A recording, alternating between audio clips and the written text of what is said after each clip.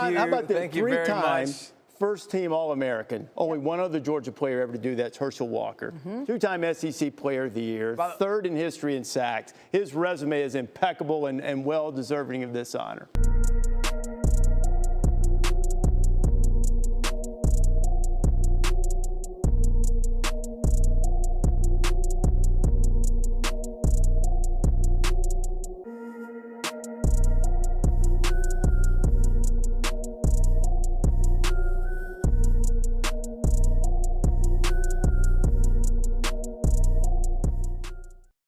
Hey everybody, it's Red Taylor here, and I've got a big old favor to ask of you. If you would, go down and subscribe to the YouTube channel, and also please share this episode with someone that you care about. Man, that would mean the absolute world to me. You never know, it could mean the world to them as well. So thanks a million, and please enjoy the show.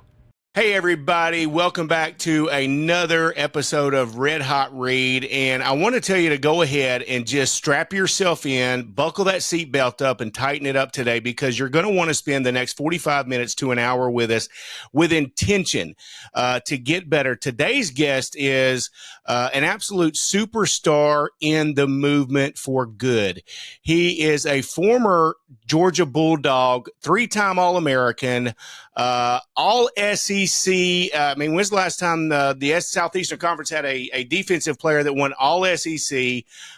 He was drafted in the first round by the Cincinnati Bengals in 2005, had just a ridiculous career-ending injury, and from there he didn't mope, he didn't cry for too long. He went on to become an extremely successful college football analyst with CBS and with ESPN from 2011 to 2023. Yes, he grew your kids up on college football game day every Saturday morning. And today, I'll tell you that his accolades from his past are not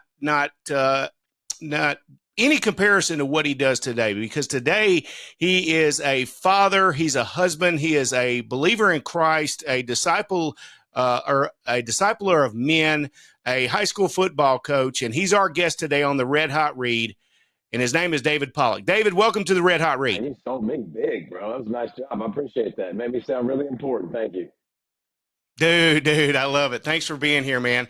Hey, listen, so that's one of the things, I tell folks a story about meeting you. We were both working out in the gym down at the beach, and I looked over there and I noticed that you guys were wearing the North Oconee shirts, and I was like, man, I know who that guy is. It's David Pollack. And I pulled up my phone, and where I really found you is on your Family Goals podcast. And I think that is, and I told you that day, brother, all of the things that you've accomplished in athletics and sports and on TV are really, really cool. But brother, what I'm most impressed with is your heart for changing souls. And your Family Goals podcast, it inspires me, and I think it inspires so many others on a daily basis. Tell us kind of a little bit how that got started. Yeah.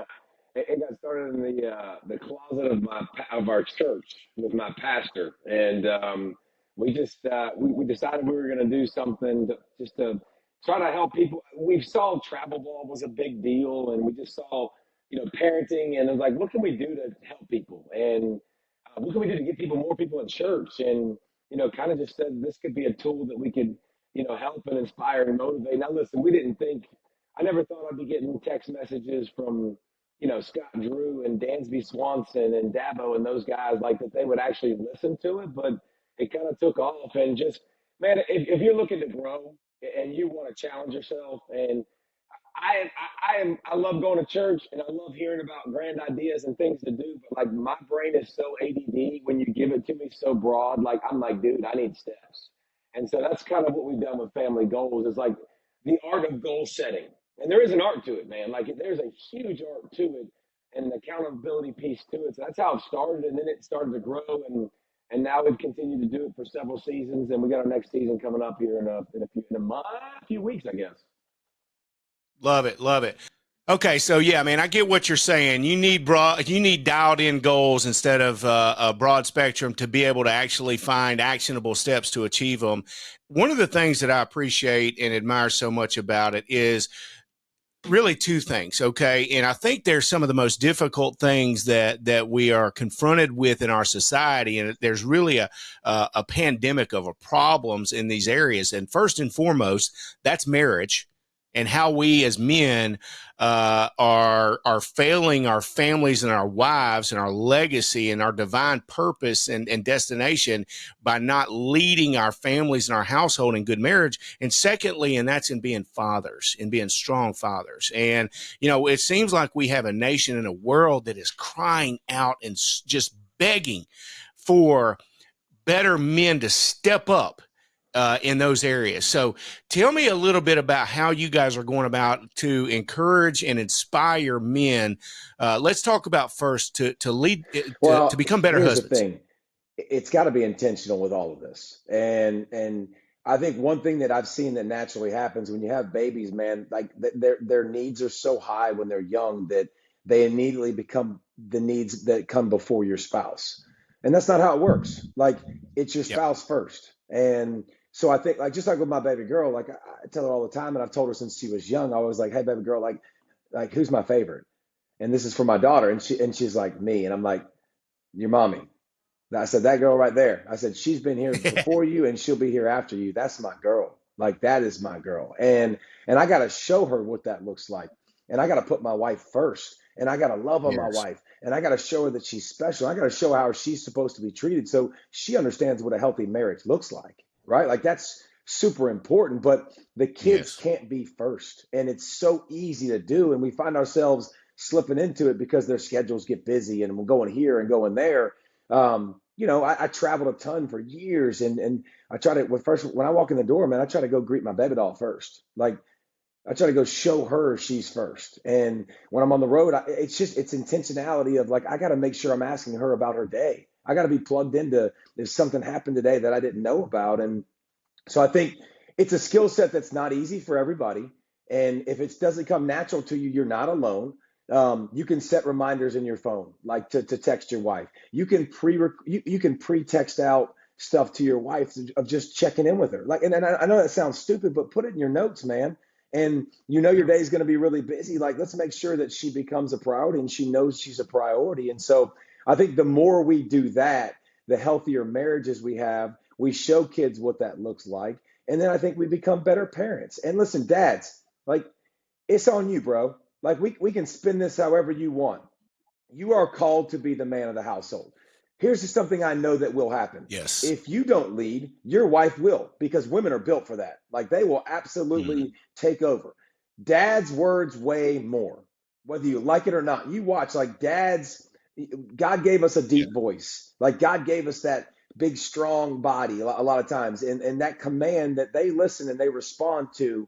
And because our words weigh more, it's important that we use our words correctly and we don't crush them and we offer them grace and we love on them. Now, listen, we're also stern on them because I tell my wife all the time, I said, baby, I understand exactly what you're saying, but I'm trying to raise tough kids. And I feel like it's my job to be the tough one. And guess what? I'm all right not being their friends, Red. Like, I don't need to be your friend. Like, there's a time as a Yeah. parent where I think me and my kids will be friends. It's just not now. And my kids are getting older. They're 16 and 14, but it's not now. It's still not now. And I'm not trying to be your buddy. I'm trying to teach you and mold you and shape you. And I'm trying to raise an adult. I'm not raising kids. I'm raising adults.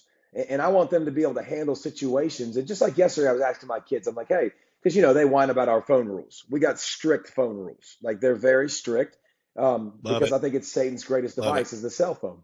And I said, Leah, my baby girl's 14. I said, when you get older, will you have cell phone rules with your kids? And she was like, absolutely.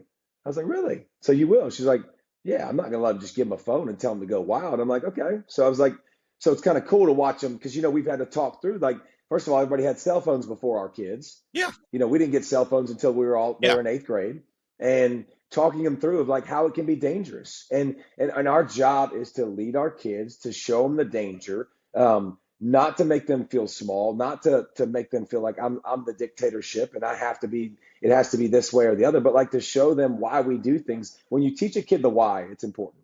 And when they know the why, I think it goes a long way. So good. Yeah, absolutely. Back to your point, they want the discipline. I mean, they need the discipline. They don't like it. Okay. Hey, me and you, we don't like to go to we don't like to Yep. go to the gym every day, right? I mean, because when you go to the gym, it's work. I mean, it's the hard stuff, right? You don't like having to not eat the more flavorful, fatty foods No. that are bad for you, right? But it's what we need. It's what we it aligns with our goals and our purpose. So it just the same thing with your kids. They don't want the discipline. They don't want to have to do the hard stuff. But man, when they do it, I promise you, in their soul, they know that it's the right thing to do. Proven out by what your daughter told you. Let's go back to marriage, man, because I want to dial in on that, brother, because it's it's such a pandemic. I do believe. I mean, what do we have? We're living in a society where 50% of all marriages end in divorce. Okay. So you got flip a coin, you're 50-50. You got just a half a chance. Okay. And then they've talked about this. How many folks do we know actually that are in happy, fulfillment, solid, enriching marriages? And I would contend that it's the percentage on that are very, very low. I've heard you and Pastor Jay say that if you want to have a good marriage, you want to have a fulfilling marriage, spend time around other couples that have happy, fulfilling, enriching marriage. Well, let me just tell you, those folks are hard to find. So for the dad, like, for every man. Hey everybody, Red Taylor here, and I wanted to remind you that if at any time you're interested in shopping your health insurance or life insurance rates, my team of experts work for my viewers for free. So reach out to us, click the link in the description at redtaylorinsurance.com, and we'll go to work. We'll see if we can save you a ton of money and upgrade your benefits. If we can't, we're going to tell you, hey, stay right where you are. What you have is working, and we're happy for you. If things ever change, let us know. So reach out. We're happy to help. Enjoy the show. For every woman who have gone down the path, they've been married 8, 7, 10, 12 years, they've got a couple of kids, and man, they're surviving. they're apart. Okay. They're apart. Okay.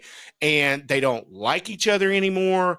Everything is about the children and what I'm doing. I'm me focused. She won't do this. He's not doing that. And that's why it's not any good. How do they start to repair and get back First thing you intentionally better in do is tune look with in the each other? mirror, because you're the reason.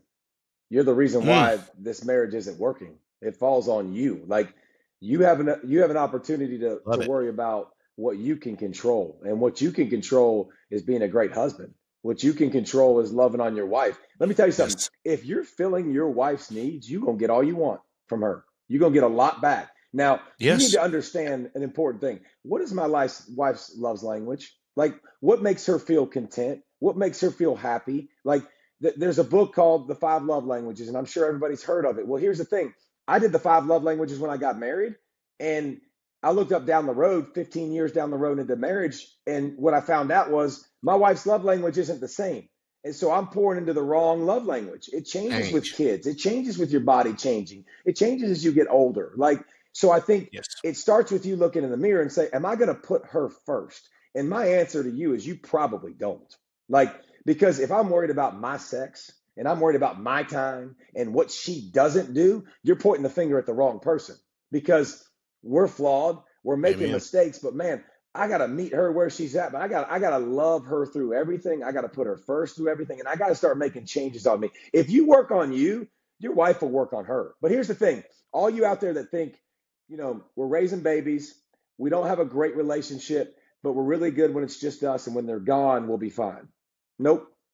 It's not how it works. Like, you're changing, and you got to change together, and you got to handle life together. And that marriage has to come first. Like, your kids need to understand that, Yes. and your wife needs to know that. Your husband needs to know that. Like, I've got to find ways. What does that look like? I got to find time to get away with them. Like, I gotta have date nights. I gotta have, weekend getaways. Like, I gotta have breakfasts when I can provide time and make sure that she's got nothing going on. I got nothing going on. I need to know her schedule. I need to know what's going on in her life. Like, her girlfriends can't be the first one she talks to. It needs to be me. And so I think we do a bad job, especially like in the sex department. I think that's something that I'm not getting sex. I get my feelings hurt. I get upset. Well, like, let's not look at that. Like, let's try to flip that. And I'm not saying it's easy. And I've had conversations with my wife, like, okay, well, here's the thing. What's your expectation? Like, what do you expect? Like, how often do you expect to have sex? Like, and I use that example because I think every male can relate to that. But like, Sure, it's a huge it's a problem. big But like, what problem. are your expectations, and Huge. where do I need to fit into this? Where do I fill into this? And how do we, like, the biggest thing that me and my wife have done that has helped us, and we've had some rough times, man. Like, you know, 8 years ago, I would say that we hit a point where we almost went through a divorce. Like, it was close, and we did this, and we were Yeah. separating because we weren't in church every Sunday. We weren't around the right couples. We were around people that had a lot of fun Yes. and it was enjoyable, but their idea of enjoyable was drinking and partying. And so we just kind of were having fun through life and we didn't live with a purpose. And once we got in church and we started being very selective with our friends, and by the way, that's painful, man. Like, when you got to say goodbye to relationships, Mm, it's painful and it hurts. It's the best thing we hurts. ever did because, man, when you're swimming in the ocean and next thing you know, you look up and your towel's down there and your chair's down there and you're 50 yards down the ocean because you've drifted so far away from what you wanted in your goals. Like, now it's time to refocus, re-energize, and figure out what's important. And when we did that, man, our marriage took a giant leap forward and this continued to climb. Love it, love it. Yeah, and I tell my staff all the time, if you want to be successful in life, you need to go ahead and take a marker and write it on your mirror. Everything is my fault. Everything. Okay, whether I'm successful, whether I'm failure, whether I'm fat, whether I'm fit, whether my mental health is good, bad, it's my fault. Okay, and if you'll just own it, maybe it's not correct in everything. Okay, and I want to touch on that a couple of topics down the road, but overall, I think that's going to serve us. Going back to sex, so many times what I see in marriages is that, and we withhold sex, or the women withhold the sex from their men. Men are kind of really, they're almost really simple, two Hmm. simple beings. Okay, we only need a couple of different things to be able to get, Yeah. to live, right? And one of those is, we need that gratification, that sexual gratification from our wife. Okay, but we fail to give them what they need because we're so me focused, we're so selfish, we're so short sighted and just dumb that we can't pour into them enough to make them willingly want to give us what we desire. Therefore, they withhold it. Okay, because he's not giving me what I Hmm. want, so I'm not going to give him what he wants, right? And then now we've got this vicious cycle that's going on where neither party's being enriched. And what do we start doing? The Bible said, the scripture says, for the eyes of man are never full, therefore he will never be satisfied. So where do we start looking? Away. And we start drifting away. And listen, let me tell you something. You said earlier that Satan's greatest tool is these stinking cell phones, man. My dad, even though he left us, and I grew up without a father, but even so, he didn't open his phone and look and see 200 women that weren't wearing many clothes in the morning time before he went to the office. Okay. Nowadays, it's hard not to see the opposite members of the opposite sex on your phone that are looking like fine. I mean, fine, buddy. Okay. It's difficult not to see that. If you're on Facebook, if you're on Instagram, if you're on TikTok, if you're on Google, wherever, okay, it's thrown in your face. Right. And so our eyes are looking at other options. They're saying, well, that ain't what I got at Hmm. home, Big Daddy. Okay, that ain't what I got. And then she ain't giving me this, or he's doing this, So why don't I look over here? So that's what's going on. Instead, like you said, we have to intentionally focus and dial in to giving that spouse of ours what they need so that we can have what God has called us to. And that's a relationship where each of us are 100% of the other Well, and two person. parts to Okay. that. Two parts to that, real quick. Uh, I'm sure you've heard this before, Go ahead. but women are crock pots. Men are microwave.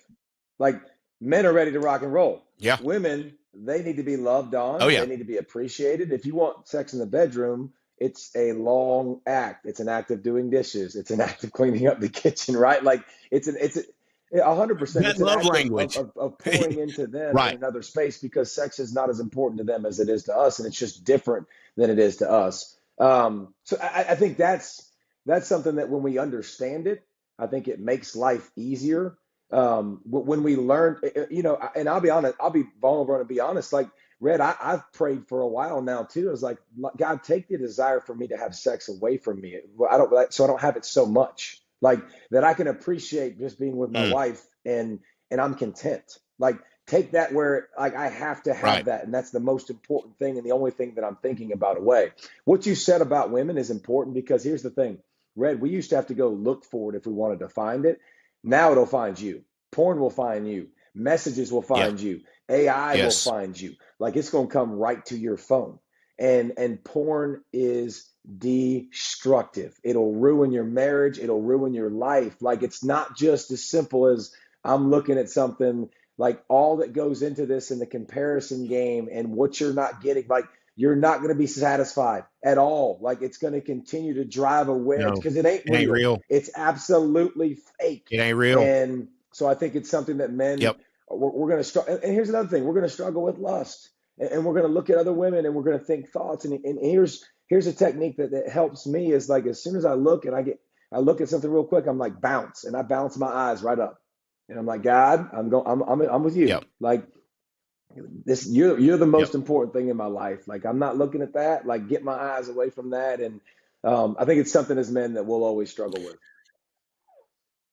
Yeah, dude, that's so good. That's so good. And it's almost become cliche in folks in our space. And I say our space, brother. I'm not anywhere near your level, but in our space where we're our mission is to impact people for good. Okay. And I think that's what aligned you and I to be here today. And this was a divine appointment anyway, for sure. But man, it's almost that if we can just continue to say, if we'll just keep our eyes focused on the Lord, if we'll just stay focused on God, then we can make it through all this stuff. Because like you said, man, y'all went through a tough time. And from the outside looking in, I've researched you and I've looked at a lot of stuff that you and Lindsay have done with the Pollack Family Foundation. Dude, she's a dynamic person and y'all seem to have a wonderful relationship. You're a beautiful family and you're blessed beyond measure, Dang but right. you've been through hard times. Everybody goes through hard times. Y'all, let me tell you something. Newsflash, marriage is the hardest relationship you're ever going to enter into your life. Okay. From here on out, it's not normal. It's hard. It is. Okay. Because you have to lose me. You got to lose me to gain her. You have to. That's it. If you want to have a successful marriage, you better be ready to compromise and do it willingly for your life. That's it. I mean, because without it, if you're me focused, you're going to have a crap marriage, and it ain't. And No. half the time they ain't gonna last. Okay. Um, so, and we can talk about this a long time. I'm very passionate about, brother. I have a failed marriage. Okay. And so, it is passionate to me because what I want everybody to understand when you go through a divorce, you not only change your life, you change your children's life, you change your children's life. Okay. These generations that come behind you are changed. Now, in a situation where, you're in let's talk about scenarios that people feel like they can't get out of. Okay. Because I think that there are really abusive scenarios out there. Okay. Um, if you're in an abusive scenario, right. And I think it goes both ways. How do we handle that? Okay. And it's easy to say, get in church, get in the word. Okay. But really, how do we handle abusive scenarios? What's your advice? And I know you're not a Should professional, have but we're stayed at talking Holiday. about it. So I stayed at a Holiday let's go down the Express, road. so I'm a professional.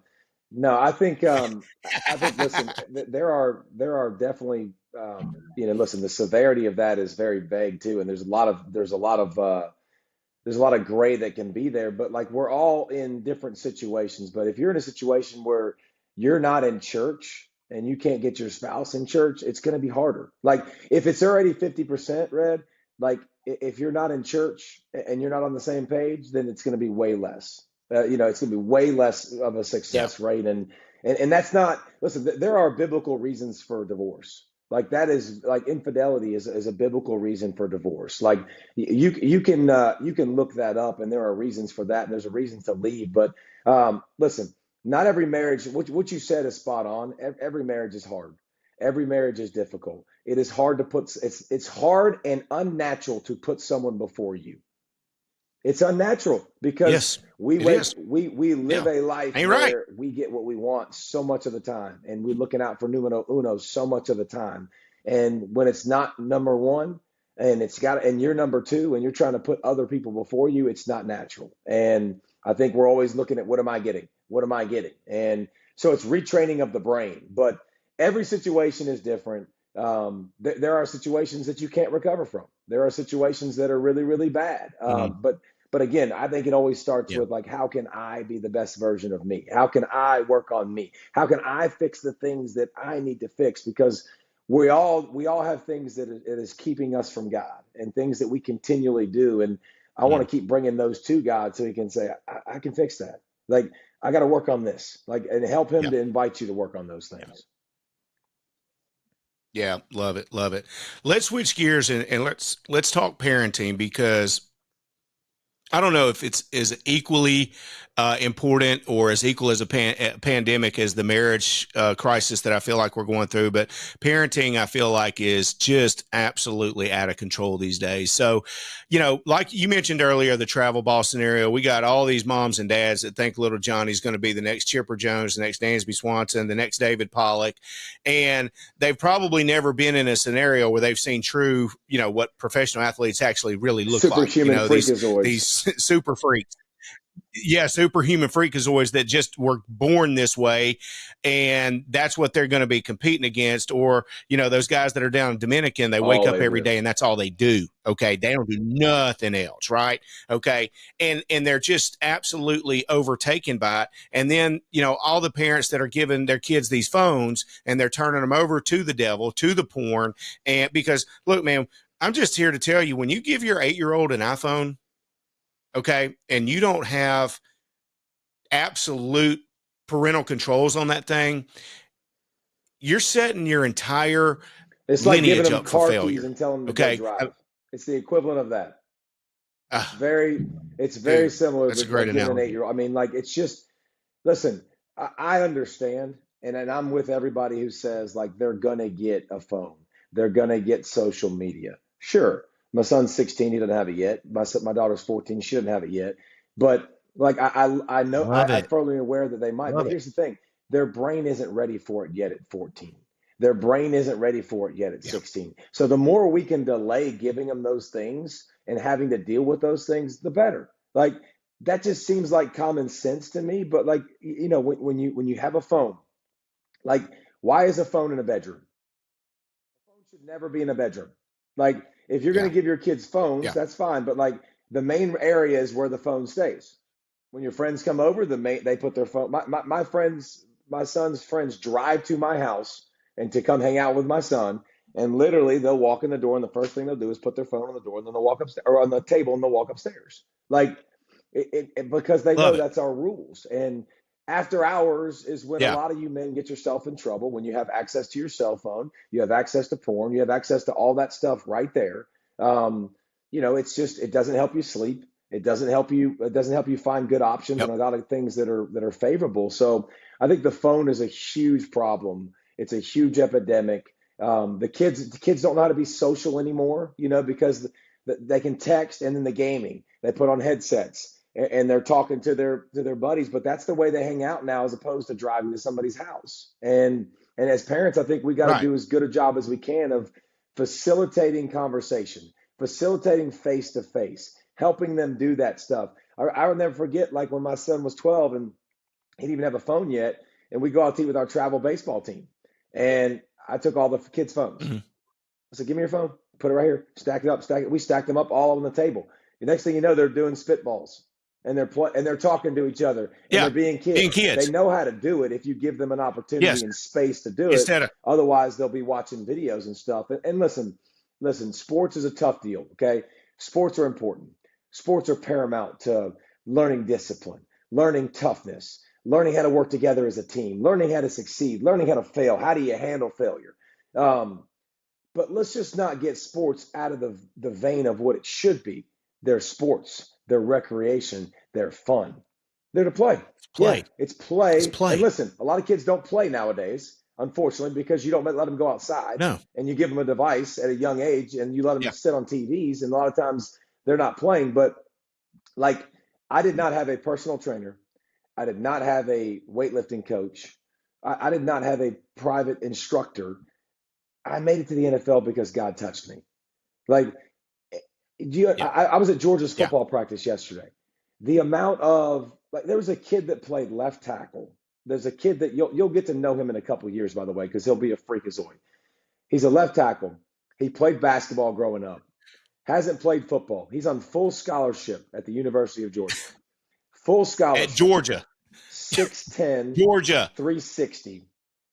Great feet. You're watching him going, oh my God. He don't even know. He doesn't Arms from here to he doesn't know how to Arizona. play football yet, but like God touched him, and he's got a gift that's just been given Yeah. to him that's pretty amazing. And so I think we got to put sports in that perspective of like, how do we keep it fun?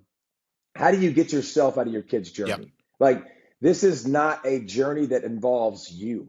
This is a journey you get to go watch and you get to Yes. go be a part of, but you're not driving the bus. And if you're making them do X, Y, and Yeah. Z, they're never going to learn how to adopt their journey for themselves. They're not going to love it. They're going to end up hating it.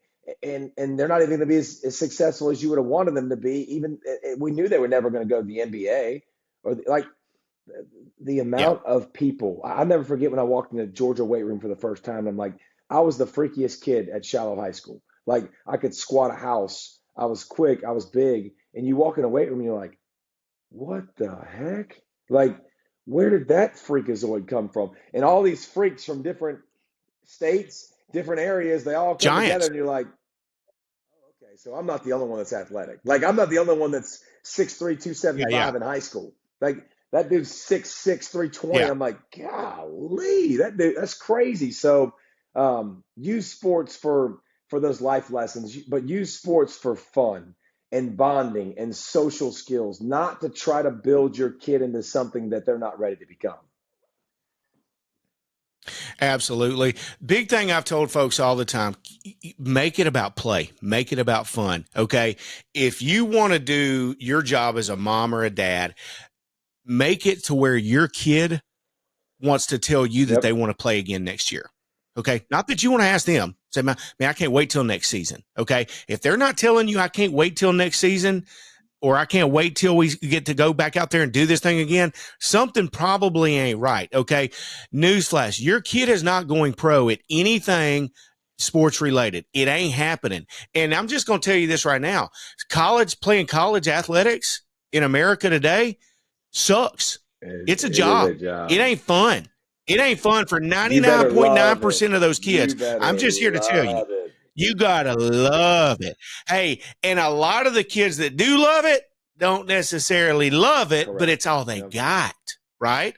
Okay. So, man, I'm just telling you right now, y'all don't understand what it what it means to be at that next level. Dave, you've been there. I've been there. We've been in those rooms. We've been in those halls. And to see it, all of us want our kid to go and be a star. We want our kid to be, let me tell you something, put your kid in a situation where they have a chance to have fun and be successful, right? And compete and learn the lessons that the game is meant to teach them. And that's how to fail, how to get busted in the mouth and get your butt back up and play the next instead of play. wasting your time, okay, and all of your energy and your resources, which is what we do a lot of times with sport, and we make that the most important things in our lives. Like, let's do that for church. Like we showed up to I can't tell you how many church services we showed up in uniform, and we got to the game when we got to the game. Awesome. And it's Sunday okay. morning games, yeah. And we didn't miss out on anything. But my kids know, the most important thing in our household is church. When you choose to skip church every Sunday for baseball, that means baseball is more important than God. Oh, that's not what I said. No, that's what you showed them. And more is caught than taught. What you did. So you're teaching them that sport is more important than God. So I think it's important that we are. My son came to me after the Kentucky game last year, Red, the Kentucky-Georgia football game. He said, Daddy, I think I can do this. He said, I think I can play at Georgia. I said, oh, that's awesome. He said, will you be my trainer and my nutritionist? I was like, buddy, that is fantastic. I love your goal, and that's awesome. I said, absolutely not. And he was like, what? He's like, you know how to do this. You did it. I said, buddy, I don't care about a lot of things in your journey, but sports ain't the number one. I said, I care about your walk with Jesus. I care about who you're getting friends with, your girlfriends. I said, Mm. I don't want to be your trainer. I don't want to be your nutritionist. I want to be your dad. And and I was like, I said, I'll help you find somebody if you want to get somebody, but it's just not going to be me. It's not going to be that. That's not where I'm going to waste my Yeah. time, conversations and energy with you, because I only get one shot with you, bud. And I really want to teach you the things that really, Yeah. really matter. And all of my friends were like, you're an idiot. Like, why would you not? You know how to do this. I'm like, well, that's not the most important thing. And I want to show him like what's important. And I want to have goals with him and stuff that don't revolve sport, because quite honestly, at some point, everyone's going to hang their cleats up. Every single person is going to hang their cleats Yeah. up at some point. And I want him to be ready for life and marriage and being successful. Yes. Yes, yes. You know, it's Dan Martell. I listen to Dan Martell. He's a phenomenal leader in this space. He said the other day, he said, if you're doing it right, you'll go tell your kids to just, hey, listen, I love you so much, but don't ever make a decision trying to please me. Don't ever make a decision for what you want to do and who you want to become to try to please me, because I'm not inside your head. I'm not inside your heart. I don't know what you truly desire. You got to make those decisions based on what your desires are and what your dreams and goals are. I So, like that a lot. I'm writing that down, brother. I like going that. back, I love it. I love it. Dude, that's awesome. That just blessed me. But going back to that, man, and so many of us dads, we do want to coach our kids. We want to be their trainer. We want to be their nutritionist, and we want to give them the game plan that we've used to find success. But in that scenario, who are they trying to please? Because your kid is trying to please his coach. I promise you that. If he's an athlete and he's a player, he's trying to please his coach. Okay. And so I just encourage you, step back. Do like David said, find that external resource that you can trust and count on to pour into them and give them the goodness and the values that they need, to be encouragement that they need to be able to strive to reach those goals. And it's hard. Stay on It's parenting. hard. That's not Let's easy, talk. man. I mean, Dude, it's hard. I felt at it. Because I it's felt at me. it a lot when It's my me. kids were younger. But I can tell you this, Bro, I've been there. when I finally, and I know when it was exactly in my son's life, when I finally took myself out of his journey took off. Like Yeah. as soon as I took Golly, that's so myself out, good. like it went like this. And I remember saying, buddy, listen, I'm not coaching you. He was a seventh grade kid. And I said, I'm not coaching you anymore in basketball, because he was playing on the eighth grade team. And I said, bud, I'm not gonna say a word in the stands. You know I love you. Like, I got your back. And I said, if you need anything from me, information wise, or want anything, I said, just tell me. I'll be glad. But that whole season went by, Red, and he asked me one question. Whole season, and he just said, should I be playing? I feel like I should be playing over this person. And I said, well, that person's an eighth grader, and so you better make it very clear if you're going to be better than an eighth grader. And then we got to the eighth grade year, and I was like, this is beautiful. Like, I mean, I'm literally not in control of what he does, and I'm not in control of it. He's not on the court Love going it. like this. Like, I see so many kids on the court, like they literally are like this. Something happens, they look right to dad, and it is. And It's so an epidemic. I felt at it for It a is. long time, but when I did take myself out, man, I did too. Nicholas in particular, my son, has really just continued to climb and be way more successful. I did the same thing, brother. And that's the only reason that guys like us are willing to get out here and talk about it, is because we've screwed it up before. And, I just feel called to be able to use this platform, whatever platform God's given me, to be able to tell other people, hey, listen, if you can learn from a dummy like me, then maybe you won't make the same mistakes that I did, and you'll be, better prepared to enrich your children. Let's talk about the emasculated father, because back to those relationships, right? When we're not, aligned in our marriage, we don't have our souls, our spirit, our relationship in alignment. I feel like so many times I see emasculated fathers where they are unable to really truly make decisions in the family, in their home. Okay.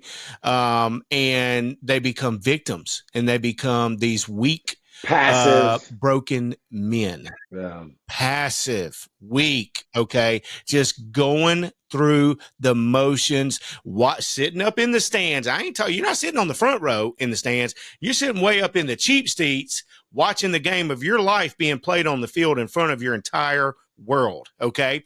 How do we get our masculinity back as a man it's interesting. in the family? I've heard it for a long time, and I've said it for a long time. Men are the head of the household. I do think women are the heart, though. And I do think women provide so many great things for, I mean, my son and daughter have learned so much about compassion and love and generosity from my wife. But they've gotten a lot of passion and energy and competitiveness and toughness from me. And how I live my life is important, man. And then listen, that doesn't mean I don't apologize when I mess up, because that's what a real man looks like. But I think a real man shows his kids like that life takes fight. And I don't pray for my kids' protection. I don't. And some of you are going to be like, what? Why not? I pray that my kids are resilient enough, whatever situation that they hit. Like, no matter what, I pray for resilience. Like, whatever comes their way, they are ready for it. And they are not scared, and they're not going to run away. And I want to take away any fear of failure that they have in their life. And I want them to chase and try to go be the best version of them. But I think a real dad understands that means you got to punch the clock every day. That means you got to show up. You got to show them what passion looks like. You got to show them what works look like. Oh, I want my kid to work hard. He's so lazy. What are you, bro? Are you freaking lazy? You come in the house and what did you do when you got home from work at 5:30, 6 o'clock? What did you do? Did you go sit down on the couch? Turn the television sit in the recliner? Listen, life is about choices, and putting your family in its proper context requires for you to make choices and sacrifice. I've always said you've got to be selfish in the morning so you can be selfless the rest of the day. So your boy right here has to get up and get my stuff done, my Bible reading, my workouts, my stuff that is important, the boxes I need to check. So when I get home, bro, I can be selfless and I can be with my kids. And guess what? I can put the stupid phone down, because there's another thing too. There's a difference between being there and being present. Like, when you're there, be there. If you're a dad that travels and you work, God bless you. And listen, it's hard. It ain't easy, and I've done it. But when you get home, put your stupid phone in a box, put your phone face down, and go give me some eye contact, and give me some questions, and give me some, I'm actually interested, even if you're not interested, by the way. My kids tell me stuff all the time I'm not interested in, okay? Like, but pay attention, and don't be doing this, and like, yeah, I can listen to you at the same time. Well, if you can listen to them at the same time, what you're showing them is that it ain't really that important, though. Because if it's important, you're going to put that thing down, and you'll be like, yeah, how was your day? Oh, it was good? Okay. Tell me more. Like, it's just, there's a difference between being there and being there. And I think dads so much, I'm a provider. I'm making the money. I'm doing this. Well, that's my wife's job. No, it's not your wife's job. It's y'all's job together to raise babies. And y'all are a team. And we got to find a way to work together to bring out the best in our kids, which means talking about where are we failing. I ask my wife all the time, Red, like, where am I failing my baby girl? Where am I failing my son? And my wife kicks me in the balls. I mean, right between the legs. And I love it. That's the only time I would love that happening. But like, she just shoots it to me straight. And I very much appreciate, like, when I have those conversations with her and we can work together as a team to try to bring out the best, because it's us versus them. It's us versus them together. And I want to bring out those characteristics and those great things that the best I can. Yeah, love it. So many times, guys like us, we're really dialed in and mission driven. And one of the things that we're trying to do is find how we can become the best version of ourselves. You know, somebody asked me the other day, said something about success. And I said, man, I am successful. I promise you I'm successful. And this guy's probably worth, well over $100 million. And he kind of bugged up, said, successful compared to who? I said, man, I'm successful compared to who I was yesterday, to who I was last week, to how I was last year. Okay. That's who I'm successful. I don't compare myself to another man. God made me in a one of a kind masterpiece image of him. And he broke the mold after he made me, just like he did you. You mentioned it earlier about that, it's hard and that we don't, making it easy. Jim Rohn said that, if we're going to be successful in life, we don't want things to be easier. Don't want it. Don't desire for things to be easier. I desire for me to be better. Okay. I want to be better. I don't want anything easier. I like tackling the tough situations. Okay. When I mentor people, when I'm advising people, don't bring me that weak crap. Bring me the hard problems. I want to, and I probably, you're the same way. You know, when people come to you and they look for you advice, don't bring me no weak. I'm like, dude, you know that. Come on. Okay. Let me help you unpack something that's real. Let me help you unpack something that's hard because I But know that's that's a going to make me mindset, better. man. Okay. That's a Talking about mindset leadership. of like Yeah. some things in life God's going to take you around and protect you from, but there are some things I can only learn if I go through it. And I have to go through hard Got to. things, and I have to struggle well is the good way to say it. Like I got to learn that if you're not in a storm, by the way, a storm's coming. And if you've lived long enough, you know that. Like you're Oh, yeah. gonna be in it. And I'm less concerned the older I get, Red, with about what happened. I'm way more concerned about what my response looks like. I don't care. I don't care what happens. Yeah, I care how I absolutely. respond. And how I Absolutely. respond shows my maturity. It shows who I am. Because again, you telling me who you are in easy circumstances, sure, that's great. But like when you show me who you are in tough spots, like that's what I really care about in life. I want to see how you lose. I want to see how you go through the storm. I want to see how you endure hard times. What's your response? Are you going to become a negative, angry, bitter type person that lashes out at the people around him in life? And listen, I have been that person. Okay, I promise you. Okay, I've been there. That's the only reason I can tell you. But the intentionality of the mission of where I am, brother, I want the storm right now. I'm telling you because I know it's coming. Like you said. John Maxwell. Okay. I think he's one of the greatest leadership trainers in the history of humankind. I heard him say the other day, and we talked about, you mentioned it earlier about leading the family. Okay. And one of the things that I think that leaders intentionally need to understand is their willingness to be vulnerable. Okay. Their willingness to be able to tell folks, you know what? I screwed it up. I got it wrong, man. Okay. Nobody wants a perfect leader. Nobody, we all think of ourselves as soaring, flying up there with the eagles, right? Fly, man, I'm doing this. I'm going to fly and I'm going to soar with the eagles. And you can't soar with the eagles if you're hanging out with buzzards. Brother, I know that there's an eagle in you and an eagle in me, but I promise you there is a hippo in me that all he does is waller around in the mud sometimes. Okay. And if that's if I'm giving people the hippo instead of the eagle, then dude, I need to be able to look myself in the mirror, like you said, and say, you know what, dude, that ain't right. That bro, you screwed it up then. And I need to go back to those people and say, man, I want you to know that I'm sorry and that I gave you the hippo red tailor instead of the eagle red tailor. And is there any way that you would forgive me and give me an opportunity to redo it? Yep, give some of that And grace. yeah, that's it, dude. If you're able to give yourself that grace and be vulnerable, be open to being vulnerable to the people that are around you, then I'm just telling you right now, coach, they'll go to war for you.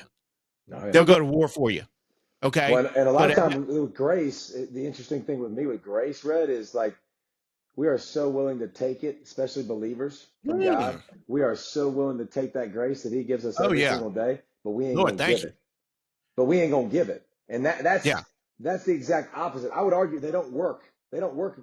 They're not mutually exclusive. They work together. Like yeah. if I'm gonna take this grace from God, like I got to give it to His people, and I got to love on people, and and again, it's grace. Period. It's not grace, but it's not grace, and it's grace. Period. Like So good. that there is no stipulation that comes with that. And it's interesting to me too, like all this stuff, man, it sounds easy, and there's a lot of people that are like, dude, y'all are giving me good stuff, and there's just so much going on right now, and there's so like all we got to do is start. Like we just got to take those first steps. Yes. And here's the thing, just like when I became a believer, like I wanted to change the way I talked right away. And I'll never forget being at lunch and I'm like, hey man, stop cursing. God's people don't talk like that. And the next thing you know, I get pissed and I'm like dropping F bombs and I'm like, crap, like where did that come from? And they're like, yeah, no cursing. And it took a process for me to learn, like to slowly weed that out and slowly take steps. But unless you're going to be intentional and unless you're going to set goals, here's the thing: alignment affects assignment. Love it. If you're not aligned, I want to be a great shooter. So let's use a sports analogy. if you ain't lined up at the goal, bro, you got no shot. You're not going to make this ball very often. You might get lucky a couple of times. I'm throwing darts. If I don't have a target, I can't hit the target. And so where I line up directly reflects where I end up. And so Yes. what does your alignment look like? Like, what are you trying to go attack and go get after every single day? And I do something like this, and I would encourage everybody to do this. I make goals every week, Red. I make goals, my non-negotiable goals. Okay? So I'm just going to give you this week's non-negotiable goals. I will get up and I will read a chapter of my Bible. That is Love it. non-negotiable. Again, I got to be selfish in the morning so I can be selfless the rest of the day. I will do 180 push-ups and sit-ups every single day this week. Every single day. No excuses. I'm tired. Bull crap. I will walk an hour every single day this week. Like, I'm going to walk an hour and I'm going to read a book because, listen, I play defense for a reason, Red. Like, we're not the brightest in the world, see ball, get ball, okay? But I want to grow and I want to read and continue to stretch my mind. And I have to set goals to do that because I don't enjoy just sitting down reading a book. I don't, okay? It's not, it's harder for me. So, like, again, my alignment is going to be in these certain areas because these are the most important things in my life. And this is how I'm going to grow this week. And guess what? Most importantly now, what do men need? Men need a scoreboard. Well, I got my scoreboard, Red. Yeah. There's my scoreboard. You failed or you succeeded. It's that simple. And so I would encourage everybody, man, make those small daily goals, those non-negotiable goals that are going to help me grow and reach the potential that I can reach. It goes back to it's alignment. Okay. Like you said, alignment equals assignment. Okay. And I'll go back to what Dr. Stephen Covey said in the 7 Habits of Highly Effective People. Okay. Think about this. If you could be basically one of the steps of the 7 steps of highly effective people is to begin with the end in mind. Well, what in the heck does that mean? Well, you're beginning your week with the end in mind. You know what your non-negotiables are, right? Well, what if we began our life? What if we began our marriage? What if we began our parenthood, our business, our relationship with God, our relationships with the people? Look, let me tell you something. If you get in your car today and you take a trip and you go, let's just say you get in your car and you're driving somewhere. I don't care. You're driving to Tennessee, you're driving down to Florida, to North Carolina, whatever. What are you doing? You're pulling up the Waze app, the Google Maps app, and you're putting that address in there, aren't you? Yes. GPS. Okay. So you're beginning with the end in mind. So what does that enable us to do? Will enable us to take the most direct, effective path in order to reach our destination, so we don't take wrong turns in life. So why don't we begin our life intentionally with the end in mind? Why don't we begin our marriage, our parenting? Why don't we begin our business, our physical fitness, our day, our week, with the end in mind? Okay. We got to quit being lazy about our life. We got to get out of the dadgum stands and get in the game of our life. Okay. It ain't easy. Ain't nobody asking you to do something that's easy. Okay. But neither is winning. Neither is winning, right? Success ain't easy. All right. And it's not a destination to be reached. The road to success is always under construction. Okay. It's being built. David, are you ever going to get to a place where you can jump up on the table, beat yourself, and say, bro, I'm successful? It's a success. No. It's always next day. It's always next week. It's always next accomplishment. Next opportunity. Next opportunity. Next opportunity. And you that are listening to this and watching this today, you have that in you. Okay. God has planted that seed in your heart. You didn't have that idea that you came up with driving down the road that says, man, what if I did this, right? It wasn't in your mind already. Where did it come from? God gave it to you. Why? Because he wanted you to chase it. He wanted you to pursue it. And he's given you the roadmap. The good thing about the internet now and the social media now is that you got knuckleheads like me and you that'll take a little bit of our time, and we'll sit here and we'll give our story and message to hopefully inspire one person and give them a couple of tools that we've utilized to help us along the way. There ain't no excuses anymore. Everybody's got access to all the information at the tip of their hands, and it's just whether you want to ingest it, and you can do it so much faster than you used to, man. You can find resources on everything. And, if you want to be an expert in the field or you want to grow, like you can listen to all these different people talk in these different spaces that expedite that. But again, you got to put that in the GPS and you got to understand, right? Like I'm going to listen to this. I'm going to listen to that. I'm going to read this. Like those are decisions that you're going to make that directly reflect whether you're going to grow at a faster rate or a slower rate. Yep, absolutely, absolutely. Listen, brother, we can have this conversation all day long, man. I'm enjoying it, and you got me fired, man. You've inspired me today. I ain't gonna lie to you. I don't know if I've ever gotten this fired up on this show, but You're preaching, baby. I love it. I've been excited. I've been inspired, baby. But listen, if everybody wants to plug into David Pollack and learn more, you're a speaker. You do speaking engagement still. I know I've read some of that in your bio. Do you still speak? Yes, sir. Oh yeah, I just got back from Bentonville, Arkansas, and then I spoke in Montgomery, Alabama. So It's my definitely, hometown, dude. oh, sweet. Born and raised. Whatever I do next, whether it's coaching, which I'm coaching at the high school level, coaching at the college level, TV, like I'll always speak because I get the most return on investment. Like I love trying to help motivate. I love trying to help inspire and trying to find some way to challenge you to be the best version of you. Yeah. So that's really, really fun. I mean, you already mentioned family goals with my pastor Jay, and that's all we're trying to do is just take a big, wide lens and make it maybe a little more focused and tangible so you can take those steps to become the best version of you. Love it. Love it. So where do people find David Pollack? Where can they tap into the show, tap in and learn more about you to try to help them along their journey? Well, you can go to all the podcast places with Spotify and Apple and all that stuff to find family goals. And that's with me and my pastor. And then all the social media stuff. You're going to get plenty of clips and positivity. You will not get negativity from any of my social media accounts. And it's David Pollack 47, usually most of them, and Instagram and all those. And it's going to be a lot of God. It's going to be a lot of Jesus. It's going to be a lot of trying to find the best version of you. Come on. I love it. And I can't leave Pastor Jay out. Pastor Jay is the pastor of what church? Let's go ahead and plug it, baby. Greystone Church, baby. Greystone Church. His name is Jonathan Howells, but I've called him I'm a nickname guy. So like as soon as I met him, I'm like, nah, we're Pastor Jay. I'm not doing Jonathan Howells. So Pastor Jay. I love when we're out and people are like, Pastor Jay. And I'm like, yes, I love it. I love it. Greystone Church, what city and state?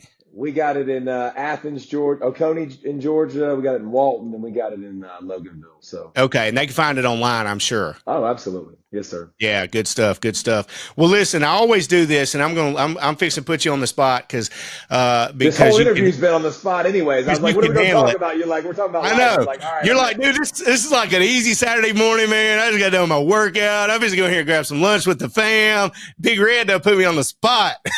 I love it.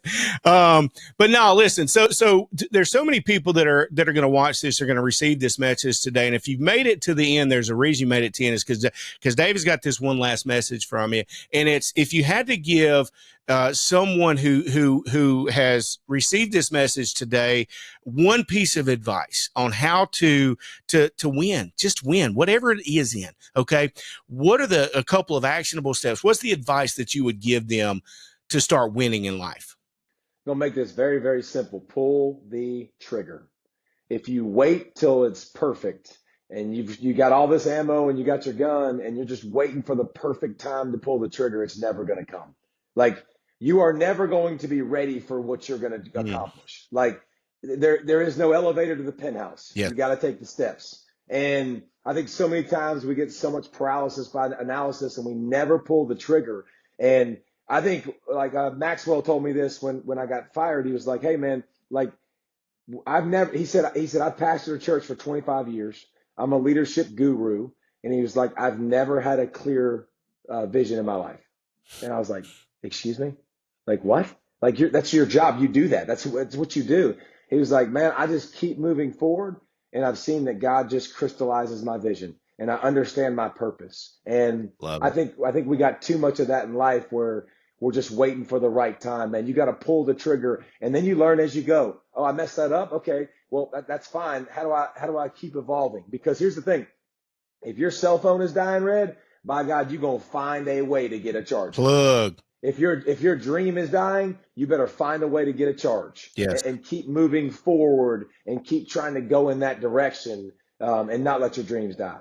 Love it. And not to overstate that, but something just came to me. There's never the right time, right? There's never the right time to get started. And what you got to do is you got to get started. So many times I feel like we want to get everything in order so that we can get started, right? Everything has to be perfect. Well, it's just like becoming a Christian or coming to the church or coming to God, okay? We don't get clean so we can come to God, okay? That ain't the way it works. We come to God so God get us clean. Okay. And the same thing in life. You don't get everything in order to get started. You get started and things start to fall in order based upon your intentional actions and the steps that you're taking. So, dude, man, I'm so grateful. I'm so humbled that you took time, man, and thankful that you're with us today. And I hopefully we can do this again real soon. Appreciate you, brother. And I love the flowing locks. I love it. Thanks, brother. Hey, take care, David. We'll talk again soon. Okay.